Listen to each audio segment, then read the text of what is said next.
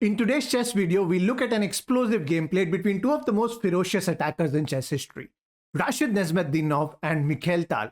Before starting off, I would like to thank Squarespace for sponsoring today's video. Alright, Rashid is playing as white and Mikhail Tal is playing with the black pieces. The game opens with the Scheveningen Variation of the Sicilian Defense. Bishop e2, preparing to castle, a6, preventing any of these pieces from coming in. Rashid castles and Tal plays queen c7. Rashid expands on the king side with f4 and Tal brings his other knight into action. And now comes one of the most aggressive moves of the game, pawn to g4. Rashid says, I don't care about my king safety, I will attack and open up the king side, stop me if you can. Tal says, okay, if that's what you want, I'll advance on the queen side, fianchetto my bishop and attack the center. Rashid responds with a3 to stop this pawn from attacking the knight. Bishop b7 puts pressure on e4. Rashid defends it with bishop f3. Tal attacks it again with his other knight, knight to c5. Rashid defends it again, this time with queen to e2. And here Tal plays e5. It's an unusual move. He probably wants to gain some space in the center by eliminating some of these pawns.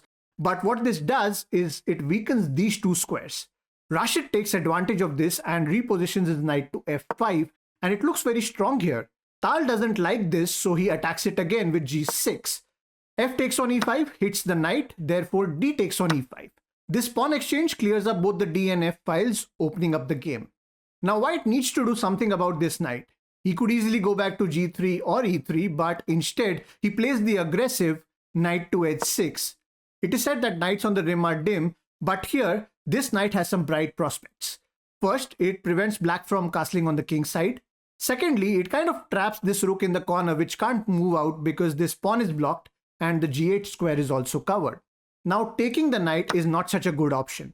Black loses the bishop pair and also white gets to activate his bishop along this dangerous diagonal. Tal realizes the tension building up on the king side, so he plays knight to e6. Rashid pulls back his bishop, throwing a discovered attack on the knight. Now here, knight f4 is the best move for black, and this was probably the reason why he played knight e6 in the first place. But somehow Tal decided not to go for it right away and he went for bishop g7, defending the knight. Now here's where white takes the lead. Rashid plays the killer move, rook takes knight, a stunning exchange sacrifice. Bishop takes, and now that he's eliminated the attacker on d5, Rashid can jump up the board with his own knight.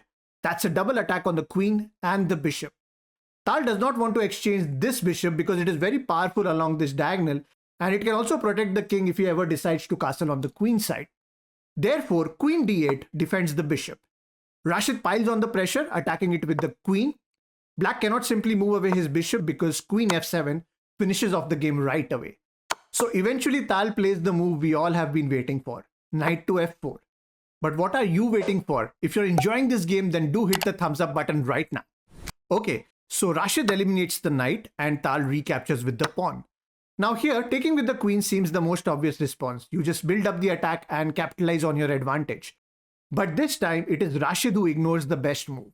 Instead of simply taking this pawn, he tries to do something different by playing e5. What this does is that it removes the defender of this knight. So now there are two attackers but only one defender. It seems Rashid was trying to create some complications to outsmart Mikhail Tal, but this actually gives Tal a very good opportunity to equalize. And the strongest move for that is bishop to h4, attacking both the queen and the knight. The only move to save them is queen to d4. This gives time for black to get his rooks into the game and the game is in the balance. But all that didn't happen. In this position, Tal didn't play bishop h4. He just captured the pawn. The problem with this move is that it exposes the king, which black can take advantage of by playing rook to e1, pinning the bishop. Look, this knight is still hanging on d5, but Tal doesn't take it. Instead, he plays f6, defending his bishop. Rashid steps on the gas and goes for the kill. He begins with the most beautiful move, knight f6 check. Queen takes knight is the only reasonable option. Now, although this diagonal is wide open, Rashid just does not bother to take this free bishop. Instead, he plays another brilliant move, queen to d4. He doesn't want to waste any time to attack the king. Now for Tal, there's no way he can castle in the game, so he decides to run away with his king. Rashid eliminates the bishop in the center, threatening some nasty discoveries on the queen. So Tal offers a queen exchange. Rashid, of course, won't trade the queens, but what can he play? How does he finish it off? Well, he went for the most spectacular move, rook f5 check. He's sacrificing the rook, but not really, because after pawn takes rook, queen takes the rook in the corner. It's a check. King e7 is the only legal move. Then queen g7 check. If he goes back to e8, then queen f7 is curtains for black. And if he moves the king to d6, then this sweetie is gone. Therefore, in this position, king e6 is forced. And then comes a check, this time with a pawn. Now Tal has no option but to move the king to d6, which again allows the royal folk to finish off the queen. Therefore, in this position, as of move number 29, Mikhail Tal resigned. Was he frustrated? No. Was he dejected after this defeat? Absolutely not. In fact, a few years later, Mikhail Tal admitted that it was the happiest day of his life. He was highly impressed by the beautiful game that his opponent played, and Rashid and Tal went on to become very good friends. Alright, so it's puzzle time. In this position, it is White's turn and you need to find the best move continuation for White. Do share your answers in the comment section below. Let's see how many of you can solve this. Alright, now let me tell you about Squarespace. Squarespace.com is a powerful online platform to easily create and manage your very own website.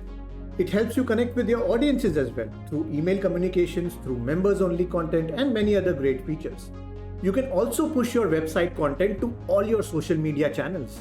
Plus, you get tons of useful data about your website traffic, and it's all very quick and easy. So, if you're thinking of creating a website, use this link for a free trial of Squarespace. And if you like it, you can get a special 10% discount for Chess Talk viewers. So go check out the link in the description box below.